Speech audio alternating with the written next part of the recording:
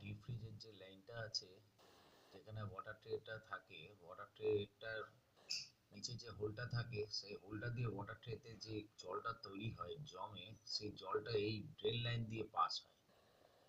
যখন আমরা ডিফ্রস্ট করি বা কোনো সময় লোডশেডিং হয়ে গেলে, যেটা আইস ট্রে আছে, কুলিং কয়েলের মধ্যে যে আইস ট্রেটা আছে, এই আইস ট্রেগুলো, এইগুলো জলগুলো বরফের জলগুলো যেগুলো আছে গলে গিয়ে পুরো এই ট্রের মধ্যে আসতে থাকে।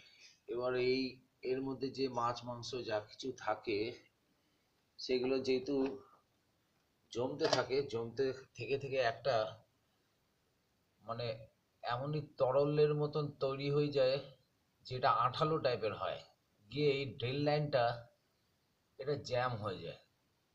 যখন এই জ্যাম হয়ে যায়, এটা ব্লক হতে থাকে, তখনই হয় কি, ওয়াটার লিকিং এই সমস্যাটা থাকে।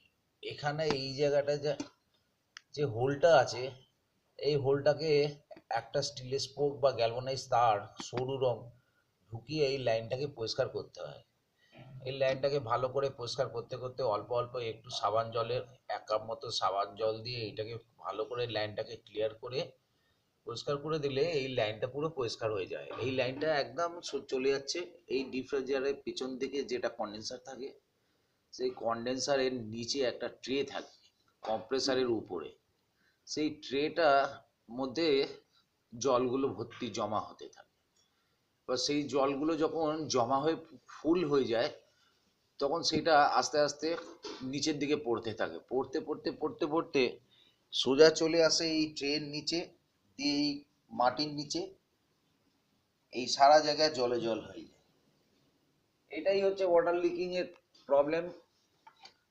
কেননা এই যে ডিপ ফ্রিজার আছে, ডিপ ফ্রিজারের মধ্যে মাছ মাংস যাবতীয় আমরা রাখি, সেইগুলো গলতে গলতে তার রক্ত, তার নোংরা যত হয়ে যায়, সেই জলগুলো এখানটায় পড়ে একটা স্যাঁতস্যাঁতে মতন ল্যাসে ভাব তৈরি হয়। এতে দেখা যাচ্ছে বন্ধুরা, ট্রের মধ্যে জল আছে কিন্তু অ্যাকচুয়াল জল না, যেহেতু মাছ মাংস থাকে, সেইগুলো গলে একটা মোটা ধরনের তরল তৈরি হয়। যে তার জন্যে মাসে একবার কি সপ্তাহে 2 সপ্তাহে মাঝে মাঝে এই ট্রের জল ফেলে দিয়ে নতুন জল ভরতে হয়। এগুলো সব গলতে গলতে চলে আসে ট্রের মধ্যে। আর ট্রের যে এই ফুটোটা দেখছেন, এটা পেছন দিকে থাকে। এই ফুটোটার মাধ্যমেই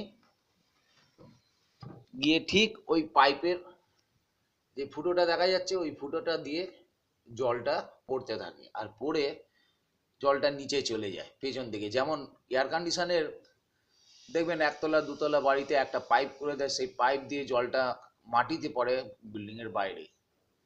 কিন্তু এটা তা না, এটা ভেতরে, এইটার পুরনো যেগুলো ফ্রিজ থাকে সেইগুলো সিস্টেম এমনি আছে, এখনকার নতুন ফ্রিজে এরকম থাকে না।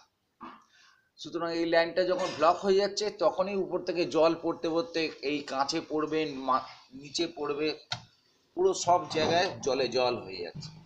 এবার কিছুটা জল এখান থেকে এসে মাটিতে চলে যায়।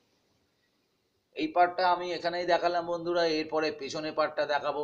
পেছনের পার্টটা কেমন ভাবে ফিল হচ্ছে, ভর্তি হয়ে গিয়ে ওখান থেকে কেমন ভাবে পুরো জল বেরিয়ে যাচ্ছে, এবং ওই ভর্তি জল ওই থাকতে থাকতে আমরা বুঝতে পারি না সেখানে ডেঙ্গু মশা জন্ম নেয়, ডেঙ্গু মশা তৈরি হয়।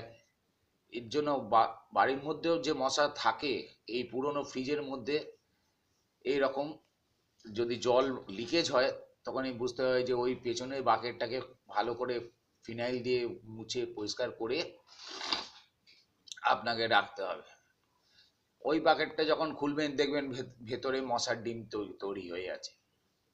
এটাকে অনেকে জানেন না। যেগুলো পুরনো ফ্রিজ আছে, দেখবেন পেছনের দিকে একটা ট্রে থাকে। এর পেছন সাইডটা আমি বন্ধুরা নেক্সট ভিডিওতে পাঠাবো, কেমন লাগলো জানাবেন।